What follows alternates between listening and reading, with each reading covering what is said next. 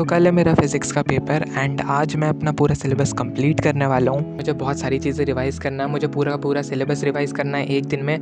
I don't know ये हो भी पाएगा या नहीं, बट लेट अस होप कि मैं सारा का सारा टाइम पे कंप्लीट कर पाऊँ। ऑल्सो मुझे 2 चैप्टर ग्रेविटेशन और रोटेशन कंप्लीट करना है। ग्रेविटेशन तो मैंने एक भी बार नहीं पढ़ा, तो आई डोंट नो कितना टाइम लगेगा उसमें। तो यहाँ पे हो गए थे ऑलमोस्ट 1 o'clock ये सारी चीज़ें करके 1 बज गया था। एंड यहाँ पे मैंने सारी चीज़ें रिवाइज़ कर ली थी। मैंने एक पेज में लिख के मतलब सारी की सारी चीज़ें जो मुझे करनी थी मैंने वो लिख ली थी। जिसमें मुझे डाउट था मैंने वो भी सारी चीज़ें देख के इन शॉर्ट मैंने अपना अच्छे से रिवाइज़ कर लिया था स्टार्टिंग के 5 चैप्टर्स। बस डेरिवेशंस में मुझे थोड़ा बहुत था और टाइम की मतलब लैक ऑफ टाइम की वजह से मैंने अभी उन्हें छोड़ दिया था बाद के लिए। अब इस टाइम पे मैं मोमेंट ऑफ इनर्शिया, मैंने रोटेशन, ये सारी चीज़ें मैंने स्टार्ट कर दी थी। 3 बज रहे होंगे दिन के एंड मैंने ये सारे दोनों चैप्टर स्टार्ट कर दिए थे।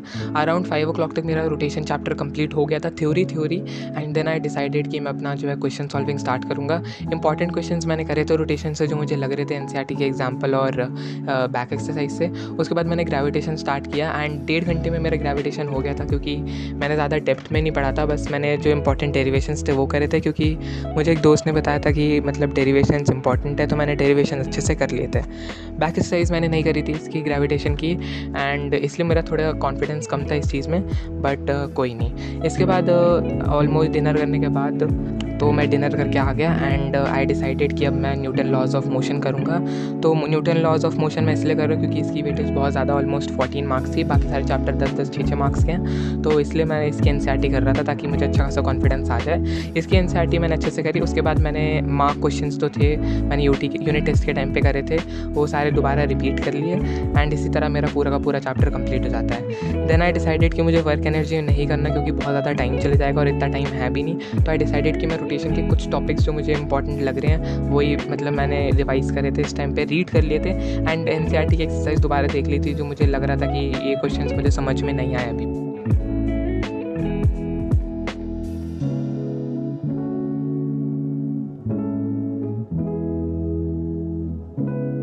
तो इस तरह मेरा जो है तीनों मतलब सिलेबस जो है अच्छी तरह रिवाइज़ हो जाता है। बट नाउ बस मुझे अब सारी की सारी डेरिवेशंस और सारी की सारी चीज़ें एक बार और रिवाइज़ करनी थी, तो इसलिए मैं जो है सारी की सारी चीज़ें रिवाइज़ करता हूँ स्टार्टिंग से।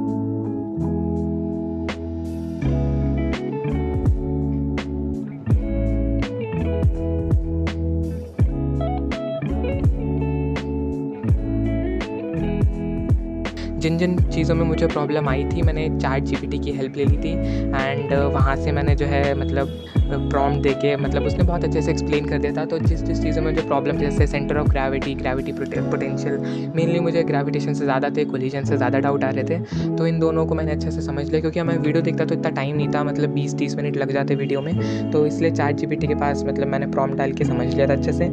एग्जाम्पल भी पूछ लेता, जैसे मुझे डिफ्रेंसिएशन में थोड़ा कन्फ्यूज़ हो रहा था डिवीजन रूल में, तो मैंने वो पूछ लिया था। तो इसी तरह मैं अपना पूरा का पूरा सिलेबस जो है on time just before time complete करता हूँ। ऑल्सो जो है अभी टाइम मतलब ये जो इस टाइम पे मैंने जो है मतलब अपनी प्रिपरेशन के टाइम पे मैंने नोट्स यूज़ करे थे, अपने स्कूल की नोटबुक यूज़ करी थी। स्कूल के जो नोट्स है वो डेरिवेशंस के लिए एंड अपनी कोचिंग का जो नोट्स लिखवाए थे सर ने वो क्वेश्चंस मतलब डिटेल में थ्योरी पढ़ने के लिए। तो इस टाइम पे मैंने यूट्यूब तो बिल्कुल हेल्प नहीं ली थी यूट्यूब की, मैंने बस नोट्स और इन चीज़ों से ही पढ़ा था।